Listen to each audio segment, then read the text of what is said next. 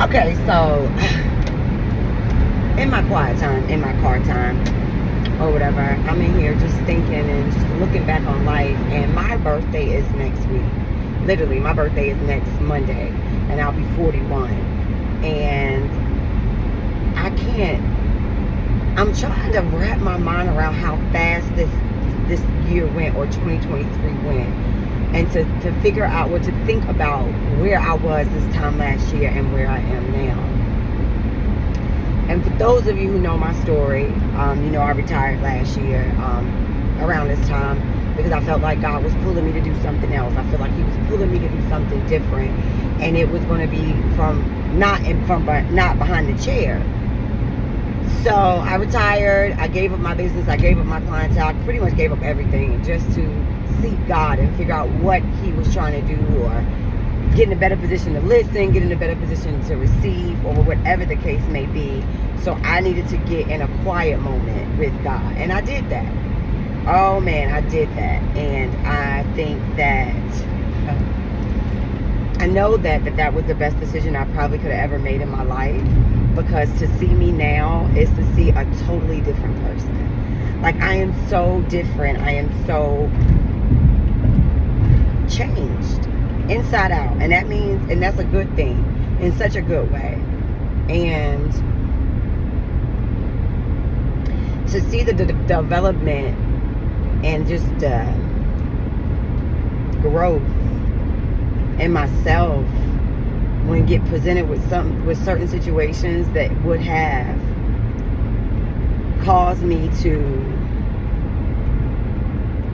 get distracted or be in my feelings, and I missed the blessing or I missed the lesson. And just to be able to see me now and how I react to stuff, like, I'm proud of myself. And this ain't for nobody or nothing else. It's all for me right now, because a lot of times when we go through things, we don't give ourselves enough. We don't give ourselves enough kudos. We don't give ourselves enough flowers. We just don't. We so busy. Well, I know for me, I get so busy with wanting to cheer everybody else on and wanting to make things happen for other people, because I want to see everybody happy. I want to see everybody make it. I want to see everybody fall in love. I want to see everybody have a relationship with God that's unbreakable first.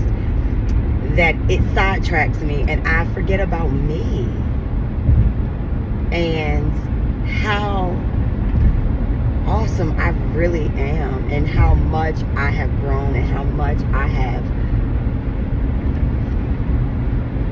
developed and transitioned over my life in this just 1 year of giving everything to God. So I said all that to say this. A lot of people ask me what I did, how it happened, what started it. I lost like about 100 pounds.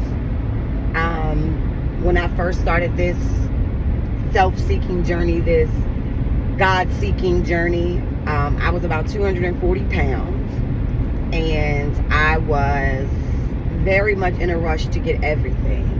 I was unhappy with me. I was unhappy with where my life was going. I felt like I wasn't going anywhere.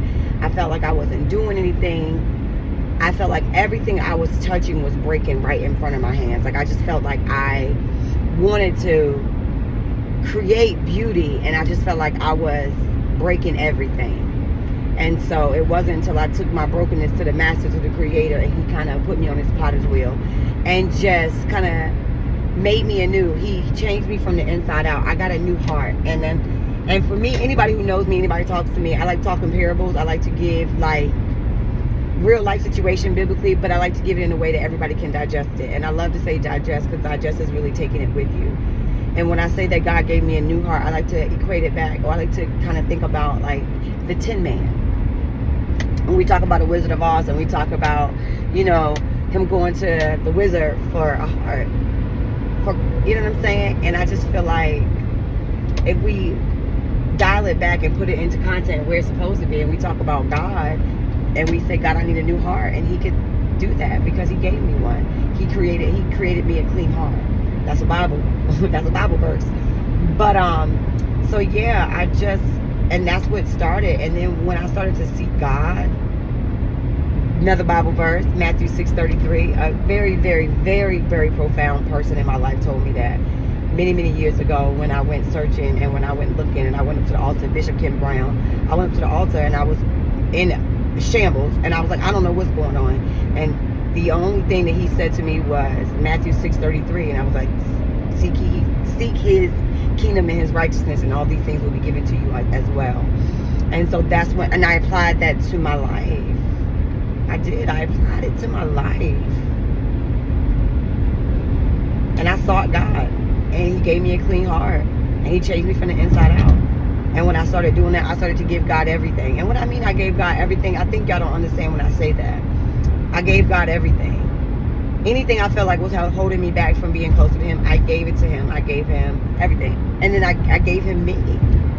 So I gave him everything I could give him. And then he was still asking for more, which was the stuff that I couldn't give him, which was my heart, my future, my mind, my soul, my body, everything. And so I gave God everything. And in that time, in that year, I lost a lot, but I gained so much. I gained so much. I gained so much clarity. I gained so much wisdom. I gained so much knowledge. I've gained so much peace. I've gained so much, so many things that you can never ever buy and never ever replace. So for me, it was worth it. And in turn, I got a renewed heart. I got a renewed spirit. I got a renewed mind. So now I take account for my body. I don't eat certain things. I don't eat after a certain time. I pray and fast a lot. I drink a lot of water. I sleep. I meditate. I do a lot of things to make sure that my vessel is here for the long haul, for every and anything that God has for me. I always say, God, use me as a living, working vessel, because I'm one that works. I like to work. I prefer to work. So God, use me as a living, working vessel for your grace, for your glory. And in order for him to do that, I got to be around. I got to be healthy, whole, spirit, mind, and body. And in order for me to do that, I have to deny some things that I love. French fries, for example. I love French fries. But after I've had them 2 or 3 times a week, I probably won't have them again for another 2 weeks. You know what I'm saying? And it's in moderation. It's in balance. And so what I've learned is balance. So, again, I say all that to say this. You want to know how I did it? Matthew 6:33 did. Seek ye his kingdom and his righteousness, and all these things will be given to you as well.